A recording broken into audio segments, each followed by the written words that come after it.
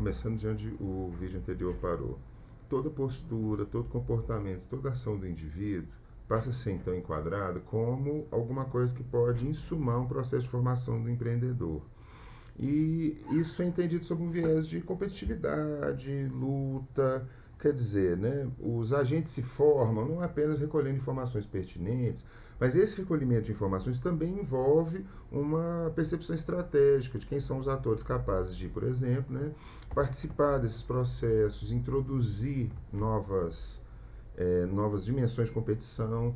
Você não só observa uma oportunidade ao percebê-la, né? Se você também, para percebê-la, você precisa de enquadrar isso numa dinâmica maior. Né? Então, é necessário que você entenda, né, assim, um pouco mais quem também são os outros atores que participam desse mercado. Então, a gente tem um cenário que, evidentemente, na posição desses autores, não é um cenário de uma concorrência que, né, vai visar ou que vai ser analisada à luz de um futuro equilíbrio real. Você tem uma percepção que é muito fortemente dinamizadora, né, que assume o dinamismo como uma coisa importante, e esse dinamismo é muito tipicamente associado ao que a gente poderia chamar do status, ou a qualidade, ou, né, a dimensão de empreendedorismo dos indivíduos. Né? Então, ao invés de uma expectativa, né, de que a concorrência produz uma espécie de equilíbrio, você tem uma expectativa de que a concorrência produz um certo tipo de sujeito que é capaz de aprender com ela. Estar envolvido nas situações concorrenciais que o mercado inevitavelmente aponta, né, coloca, é estar todo o tempo aprendendo. Em princípio, e, né, nas melhores condições, você estará todo o tempo aprendendo aquilo que poderá te manter como, né, um ator empreendedor capaz de continuar usufruindo das oportunidades do mercado. Né? Então, a questão aqui é que, enquanto numa visão, por exemplo, smithiana, né, uma visão próxima do Adam Smith, da economia clássica liberal, os, né, processos de concorrência, eles vão levar a uma espécie de grande ajuste, uma espécie de grande harmonização do todo social, e isso então sugere para a gente uma imagem um tanto quanto estatizada, né, estática, melhor dizendo, das dinâmicas de mercado. Nesse caso aqui, nós não temos mais uma dinâmica de mercado entendida dessa forma naturalista, dessa forma, né, assim, propensa à harmonia. O mercado é um lugar onde atores agem menos por uma espécie, né, de equilíbrio que vai levá-los ao mesmo, né, a uma condição harmonizada, e mais, né, os atores agem mais por uma espécie de princípio de espontaneidade, ou seja, eles buscam por sua própria conta, né, e com as suas competências e capacidades, né, específicas, e tendo uma motivação de satisfação de interesse, os atores vão, né, interagir no mercado, aproveitando essas informações que ele oferece, aprendendo a usar isso, né, assim. E então o mercado é entendido como uma espécie de ambiente de autocriação, né, um ambiente de transformação constante que, né, mais cria a si mesmo do que é gerado por instâncias exteriores. Né? O mercado, então, é entendido como uma espécie de dinâmica autoconstrutiva, o mercado vai se construindo permanentemente, e nesse processo de construção os indivíduos vão se formando ao interagir com ele. Né? É um processo no qual os indivíduos vão tanto se educando a partir do que o mercado apresenta, quanto vão se disciplinando para adotar as posturas adequadas para o mercado. Né? Então a gente pode falar que as dinâmicas do mercado produzem certos tipos de sujeito, mas no ponto de vista, né, dos autores que nós estamos aqui, né, descrevendo, né, a gente tem então uma ideia de que a ação humana em chave econômica é inteiramente orientada por observação de mercado e observação das condições e concorrência que esse mercado apresenta, né? Mas esse projeto é levado ainda mais à frente pelos pensadores da escola austríaca, em particular pelo Mises. Mises vai dizer que existe, né, assim, uma possibilidade de a gente derivar o estilo de comportamento de um empreendedor para todo e qualquer tipo de situação na qual estejam envolvidos os interesses dos indivíduos. Então, né, ele vai elaborar o que a gente poderia chamar, né, de uma teoria do comportamento individual, que é uma teoria baseada, né, na noção de empreendimento. É como se todas as outras coisas, além, né, de atos com significado econômico que nós realizamos, também pudessem ser entendidos como empreendimentos que são resultados de escolhas voluntárias, né, que são viáveis para o ator.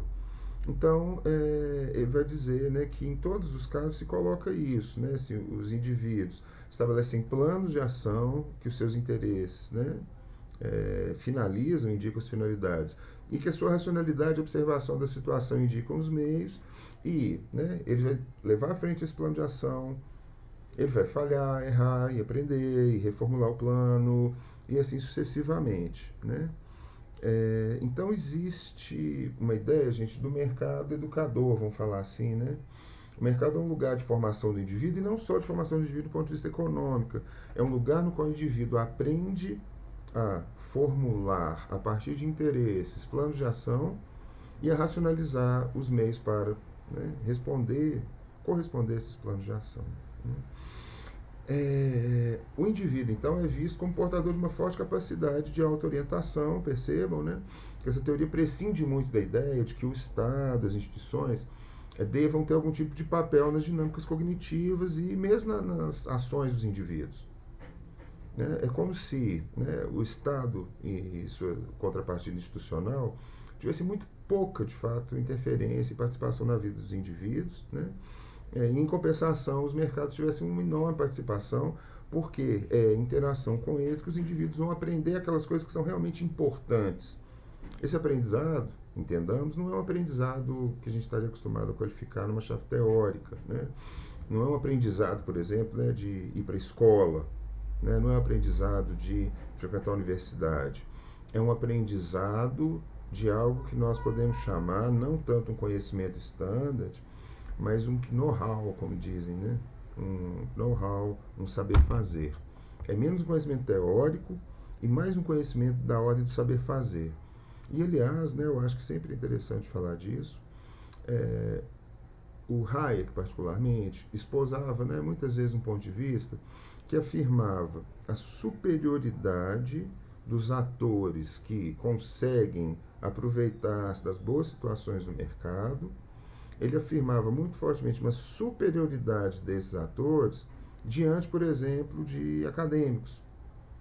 Ele, mais de uma vez, afirmou que ele considerava que um empreendedor bem-sucedido era muito mais inteligente, demonstrava muito mais inteligente do que um acadêmico elaborador de teorias abstratas.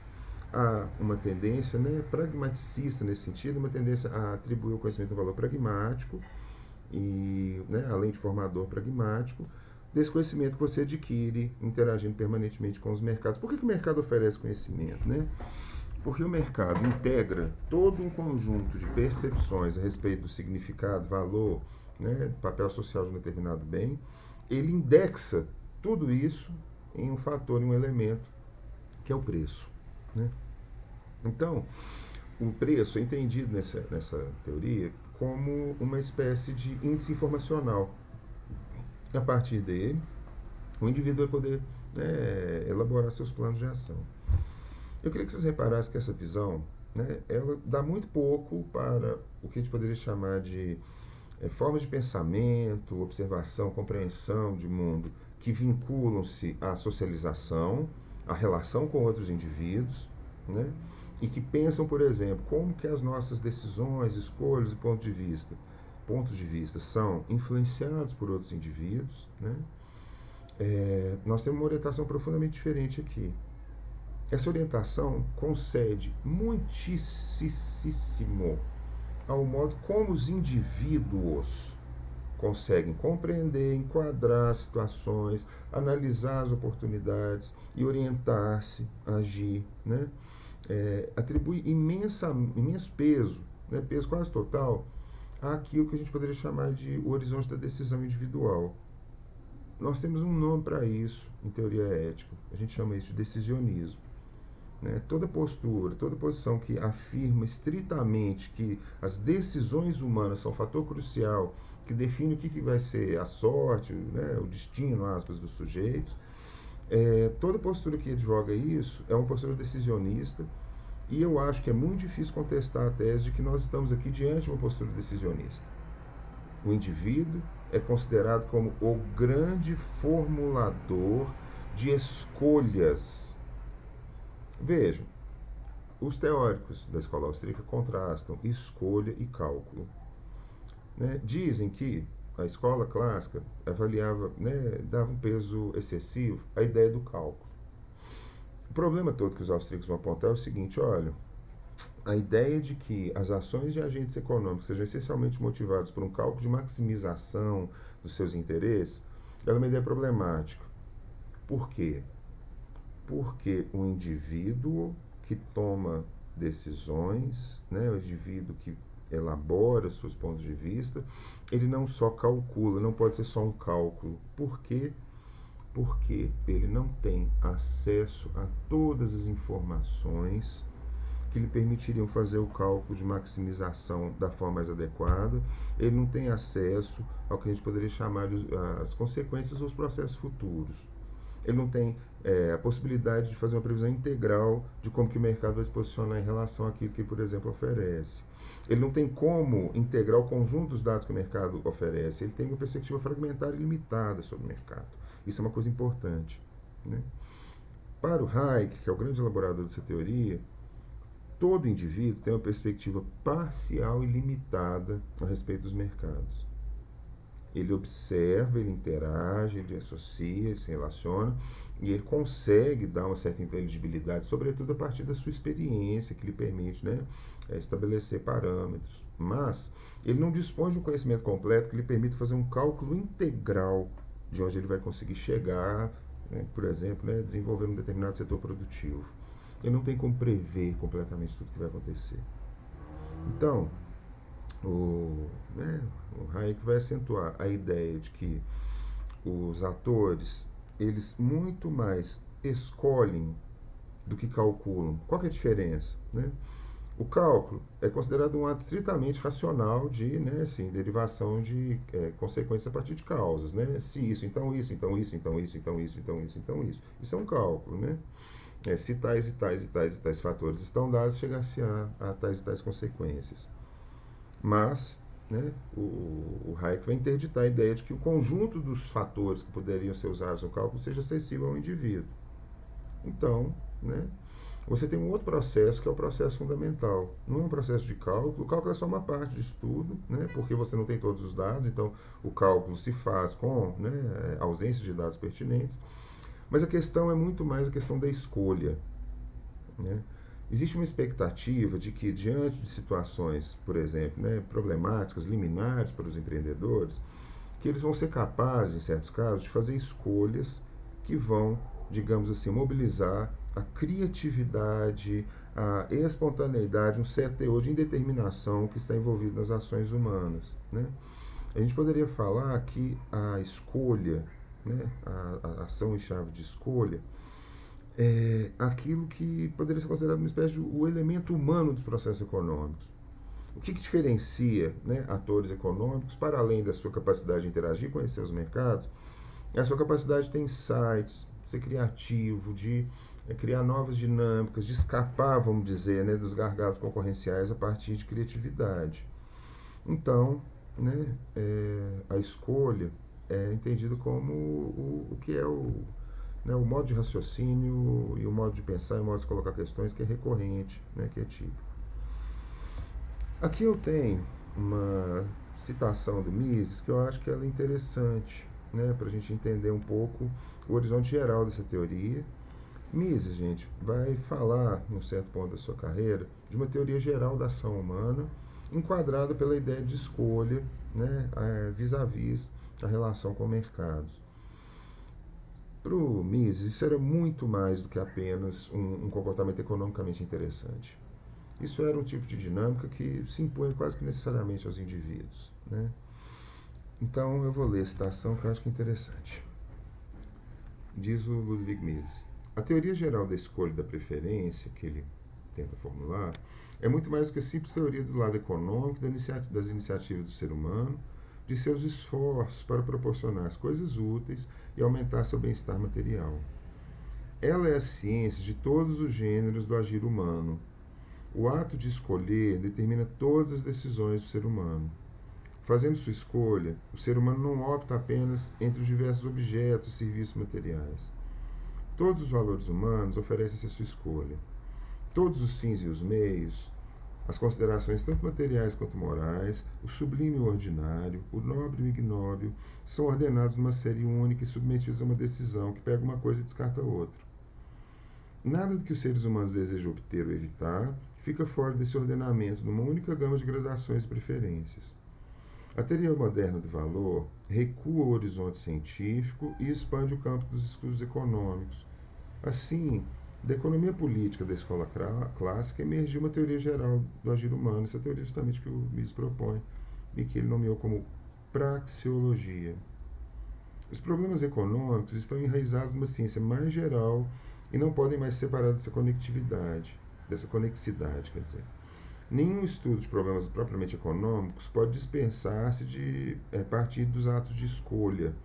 A economia torna-se uma parte, ainda que é mais bem elaborada até o momento, de uma ciência mais universal, diz o Mises, chamada praxeologia. Então, nós temos uma expectativa, de que o modo de interação econômico, a maneira como os indivíduos agem para obter situações melhores, oportunidades melhores do mercado, para desenvolverem-se em relação a isso que o mercado lhes ensina, lhes mostra, lhes dá, o Mises vai generalizar isso numa grande teoria, que considera que todo tipo de ação humana envolve comportamentos baseados em escolhas. Bom, os autores da escola austríaca atribuem um papel muito, muito, muito relevante, como talvez ninguém tivesse atribuído até então, às dinâmicas da economia de mercado. As dinâmicas da economia de mercado até então não tinham sido tão avaliadas sobre um ponto de vista construtivo, por assim dizer. Elas eram entendidas como cenários que deveriam ser observados a partir de uma idealização do modo de funcionar dos mercados. A economia ortodoxa abandona esse ponto de vista por um outro ideal no qual se entende o mercado como um grande integrador de perspectivas e de percepções. A primeira razão pela qual essa capacidade de oferecer informação dos mercados e de, portanto, criar oportunidades para os indivíduos que os observam, existem vários argumentos que esses autores vão dar como justificativas. O primeiro é o argumento da liberdade. Eles vão falar que, se a gente tiver uma condição ideal na qual não há interferência dos agentes estatais nos mercados, e os mercados puderem oferecer plenamente informação e condições para que os indivíduos integrem-se em cadeias produtivas, eles acham que isso é uma forma de pensar a interação humana mais livre, mais liberta, porque eles acham que apenas o indivíduo tem a sua própria percepção, dos seus próprios interesses, a sua própria percepção do que é o mercado. Veja que aqui nós não estamos falando de mercado só como uma espécie de momento econômico na vida das pessoas. Nós estamos entendendo o mercado como uma fonte de informação crucial que vai formando os indivíduos ao longo do tempo, dando a eles a capacidade de aprender e reconhecer possibilidades que eles podem explorar para si mesmos. Então, aqui nós temos uma versão nova da ideia de que as características eticamente questionáveis dos indivíduos podem eventualmente contribuir para um bem maior. Todo ator que vai ao mercado, pensa o Hayek, também muito particularmente, assim, é um autor que vai expor mais a respeito do ponto, todo ator que busca o mercado é interesseiro. Nós devemos esperar que todo mundo seja interesseiro, todo mundo está buscando o mercado como uma forma de se satisfazer.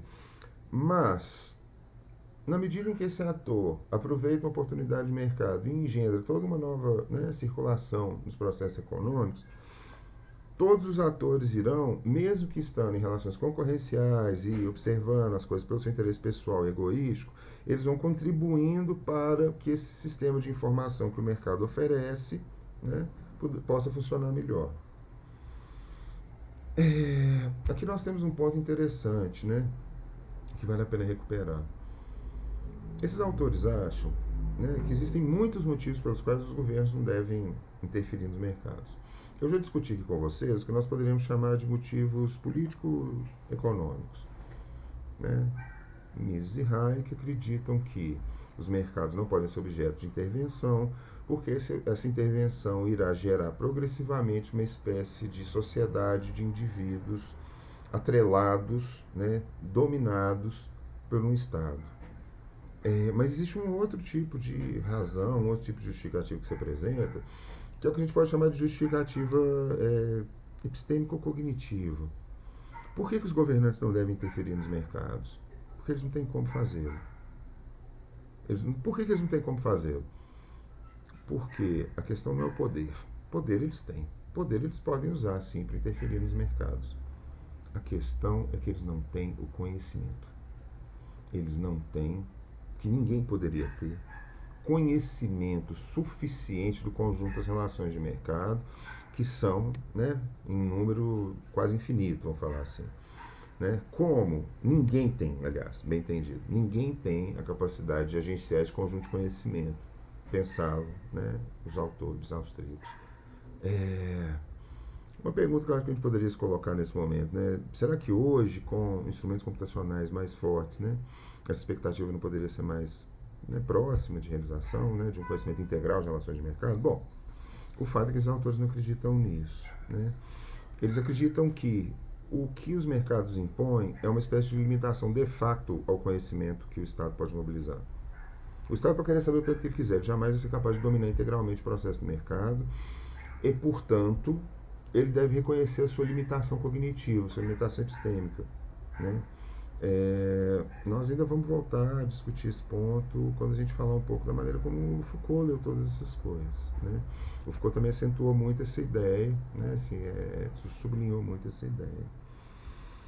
Então, né, você tem essa ideia de que o indivíduo é pobre em termos cognitivos, limitado, frágil. Né? Por quê, gente? Porque nós só fazemos uma trajetória na vida e é essa trajetória que vai nos dar as informações. É única. Né? Nossas trajetórias são singulares, nós levamos uma vida que é diferente da de todos os outros, vamos dizer assim. E nessa trajetória nós vamos assimilando, aprendendo coisas ao, né, nos chocarmos com os mercados a partir do momento que nós tivermos determinados interesses. Né? E assim nós vamos aprendendo.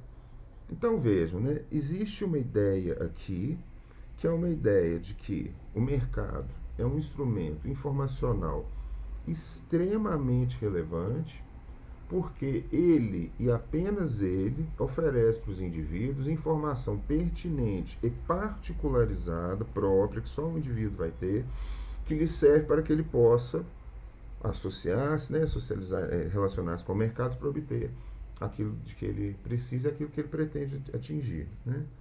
Então a gente tem uma imagem do sujeito humano aqui que é muito clara. A imagem do sujeito humano, que é racional, pode se entender como racional, mas que depende, em grande medida, de regras e esquemas que são exteriores a ele, que ele não domina.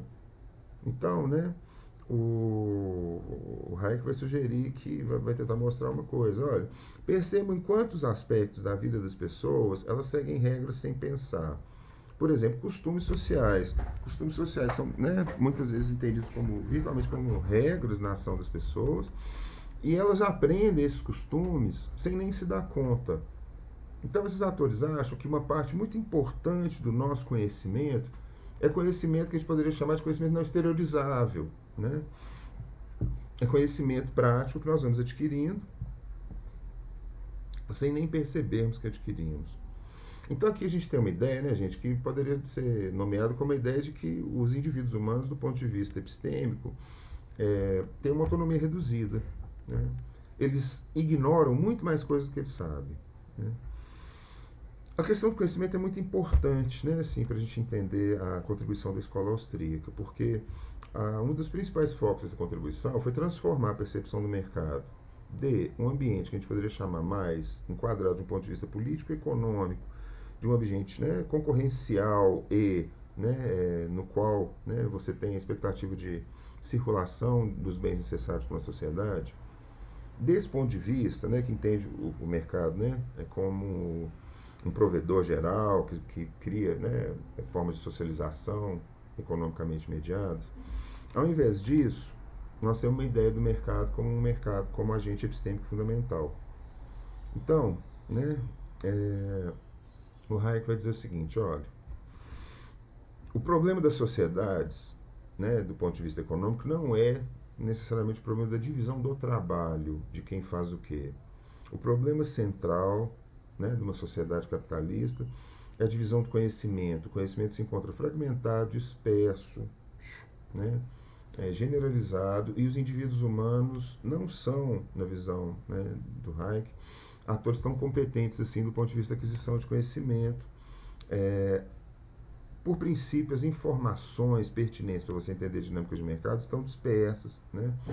E as dinâmicas do mercado, do ponto de vista da informação, estão dispersas por toda a sociedade. E aí, né, os autores vão dizer que essa dispersão não é superável por um ator centralizador, né?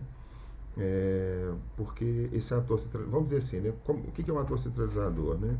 Na visão desses autores, um Estado que siga uma orientação socializante, né? Esse Estado que vai tentar, né, socialmente elaborar, né, um certo modo, né, uma certa pauta para a ação dos mercados, centralizando as informações sobre eles pensam que ele irá falhar, né, inevitavelmente. Por quê? Porque eles, né, Hayek em particular, pensa que isso vai falhar.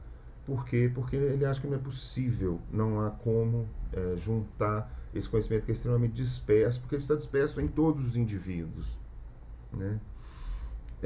Sempre lembrando, né, gente, que esse conhecimento, né, esse tipo de informação que o mercado oferece, deve ser entendido melhor, né, entendido melhor como know-how, como saber fazer, do que como um conhecimento abstrato e teórico, né? A gente está falando de conhecimentos particulares, individuais, coisas que cada indivíduo sabe, assim, ou consegue descobrir, né? E essas coisas são, né, para os indivíduos que buscam oportunidades mais relevantes, por exemplo, do que estatísticas em muitos casos. Eu contei, né, a minha pequena história de vendedor de livros, né? Era a minha posição muito particular, de pessoa que frequentava, né, livrarias de livros usados, que me dava a possibilidade de perceber aquilo, né?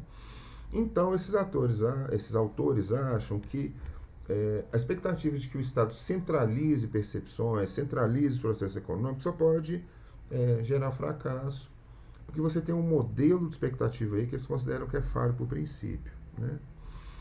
Isso não quer dizer que os teóricos não considerem a importância da reunião das informações. É claro que eles consideram, né?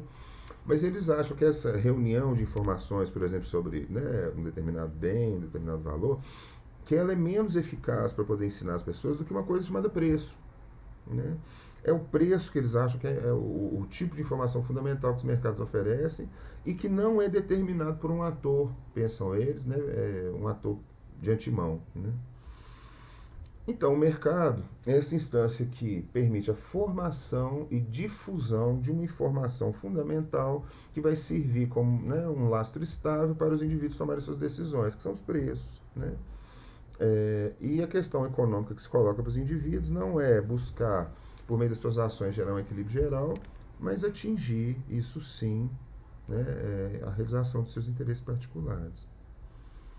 Bom, enfim, né, como eu já disse aqui, o pensamento dos economistas austríacos, ele se baseia muito na qualificação do que a gente pode chamar de ação empreendedora, né? Você tem um ponto de partida que é interessante, porque ele parece defender uma liberdade radical dos indivíduos. A ideia de que apenas os indivíduos são capazes de determinar por si mesmos aquilo que eles devem fazer e buscar do ponto de vista, né, de relações econômicas e não só desse ponto de vista. Os indivíduos devem ser, né, portadores do direito decisório, vamos dizer assim, né? E isso impede qualquer forma de dirigismo econômico insetado pelo Estado, né? Os economistas austríacos, como a gente percebe, né, tem muita resistência à ideia de que o Estado possa fazer boas intervenções nos cenários econômicos, né? A gente já discutiu isso aqui. Eles acham que a economia neoclássica abstraía e idealizava, né, a relação com o mercado e a atuação do indivíduo. Em contrapartida, né, na escola austríaca você tem uma afirmação muito clara. Nós precisamos entender o que é a relação fática, a relação objetiva que os indivíduos, né, nutrem com as situações de mercado e como que eles aprendem a agir a partir dessas situações, né? Então, assim, ao invés de você pensar, né, vamos dizer, uma forma mais abstrata e idealizada em como que seriam os regimes de mercado, você vai pensar de uma forma muito mais concreta né, em como que as pessoas de fato estão aproveitando as oportunidades, como que elas estão olhando para as situações de mercado, como que elas estão se definindo como sujeitos de escolha e ação. Ou seja, né, existe um ideal muito forte de que o indivíduo reconheça a necessidade de constituir em si mesmo uma capacidade empreendedora ou de formar a si mesmo enquanto empreendedor. Essa temática é importante para a gente, né? Ela vai ser muito importante na análise que o Foucault vai fazer, que vai ser muito centrada na ideia de empreendedor de si.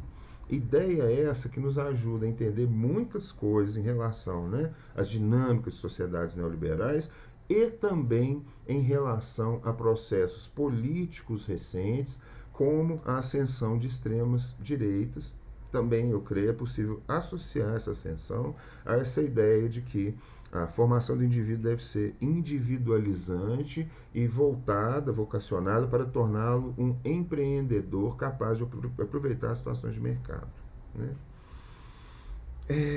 A primeira coisa é que, né, esses autores pensam que você não precisa de ter um capital inicial, né, para entrar nesse processo formativo que o torna um empreendedor, né, o chamado empreendedor de si, ou também, né, isso também é chamado de sujeito empresa, o sujeito que concebe as suas ações, escolhas, comportamentos sob a ótica, né, sob o modelo das teorias da administração e, né, sob a expectativa da realização do empreendedorismo, né?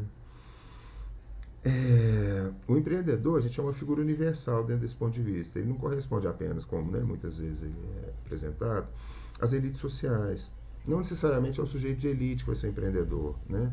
E hoje nós podemos perceber, né, assim, uma generalização social, uma massificação até da autodescrição dos sujeitos em chave empreendedora. O empreendedor, ele não é essencialmente descrito nessa ótica a partir da tese schumpeteriana da destruição criativa do capitalismo. Como assim, né? Desculpa.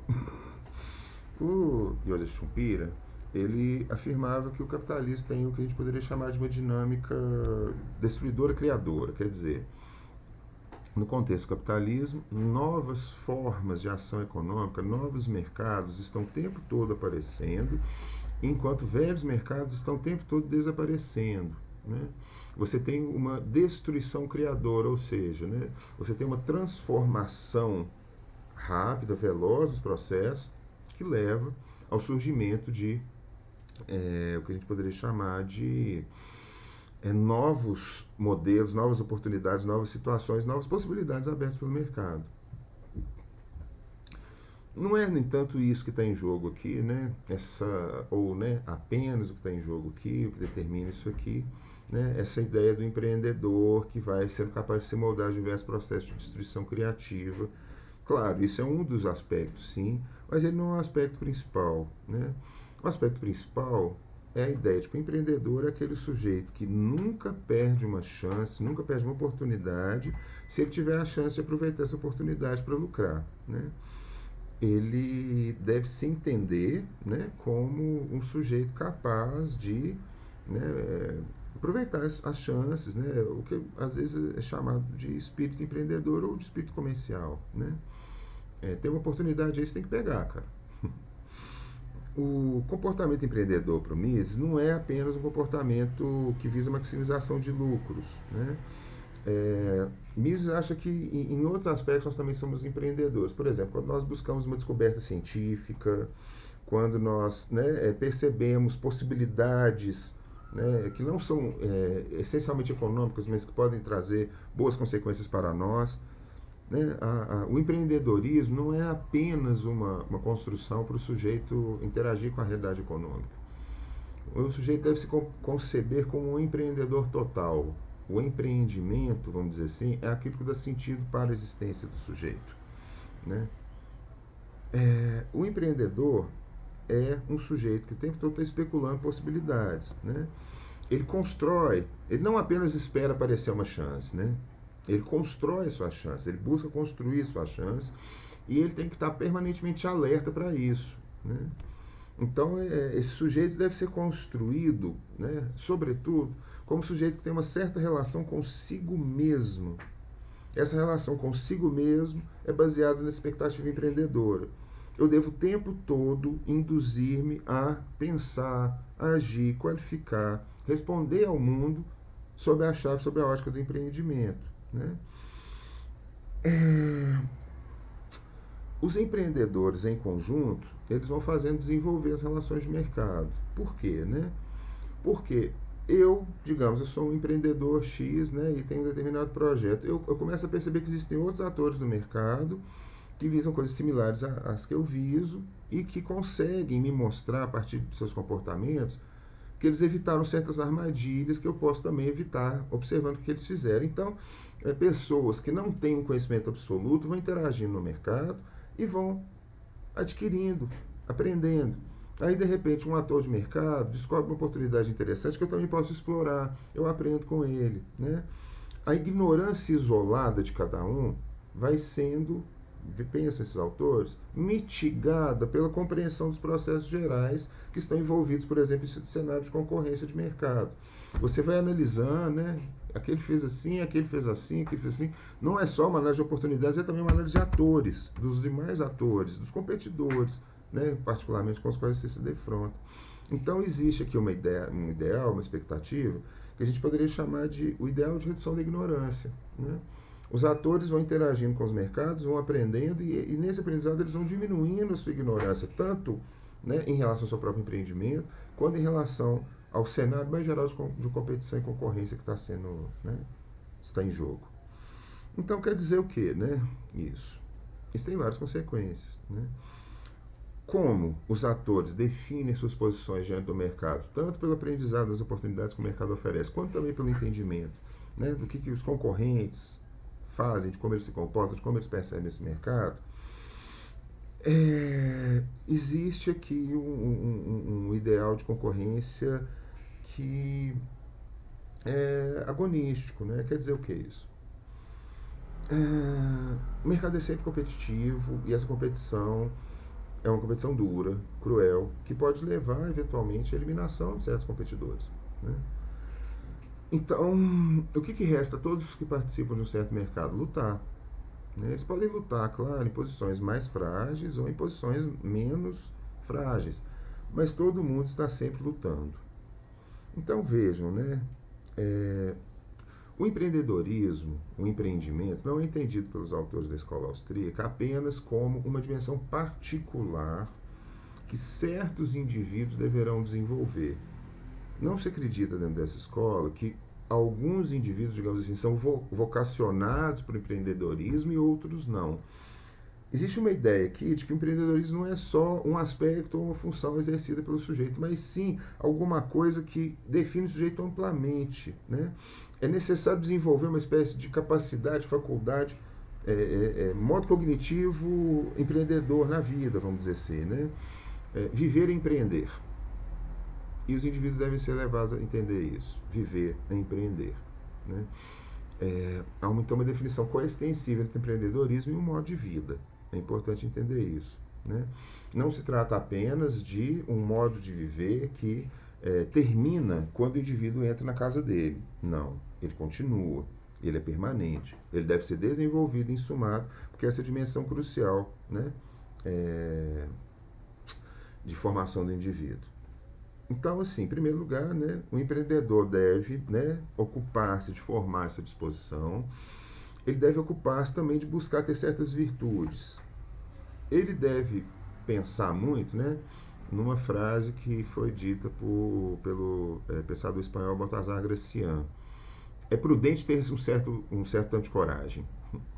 em alguns casos, é prudente ter coragem. Tipicamente as pessoas, né, contrapõem a ação prudente, que pondera muito sobre o que vai fazer, e a ação corajosa, que em princípio não seria muito ponderada. Muitas vezes as pessoas fazem coisas corajosas porque não sabem o tamanho do risco que está envolvido em fazer. Mas, né, aqui você tem uma expectativa de juntar as duas coisas. O empreendedor deve ser audacioso, ele deve tentar coisas, né? Mas deve ser uma audácia planejada, uma audácia prudente, né? Da mesma forma, um outro traço que define, né, um empreendedor qualificado é a sua capacidade de continuar, manter, sustentar suas ações, a sua perseverança, a sua tenacidade, né? Os austríacos acham que essas qualidades, né, esse tipo de audácia, esse senso de risco, a perseverança, esses traços, né, não são traços que são distribuídos igualmente numa sociedade.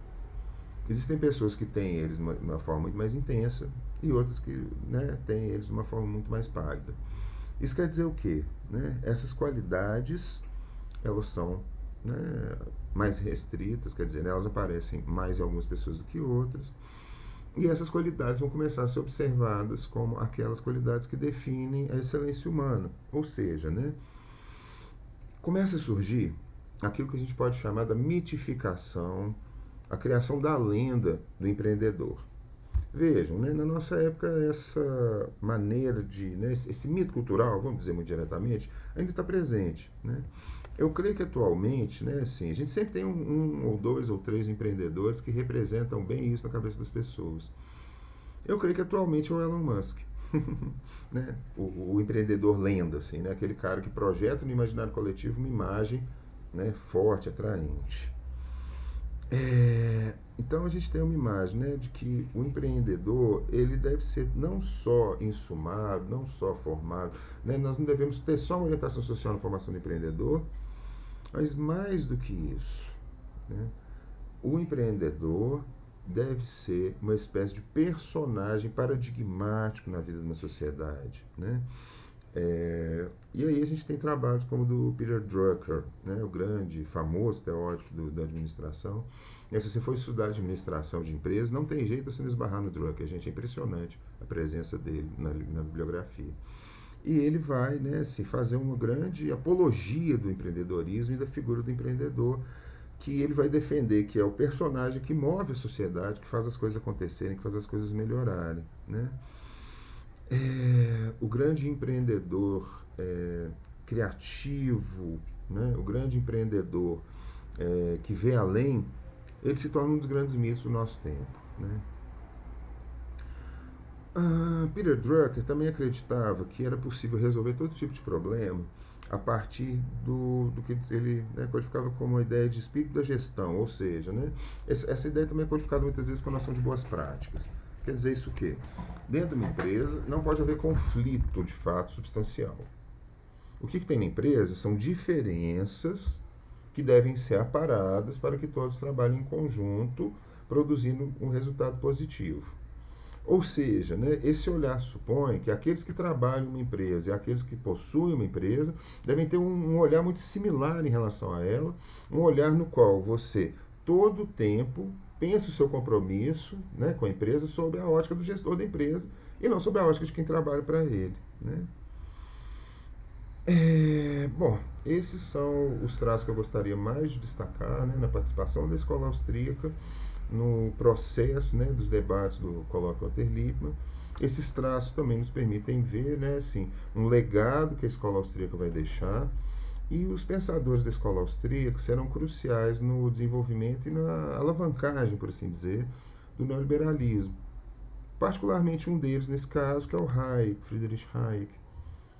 2 anos depois da Segunda Guerra Mundial, Hayek fundou uma associação, a chamada Sociedade Montpellier, e a sociedade passou a difundir um ponto de vista que envolve muitas das ideias que nós vimos aqui e que também envolve uma incorporação de algumas teses, ideias de outros campos do liberalismo, né, particularmente do ordoliberalismo, na questão das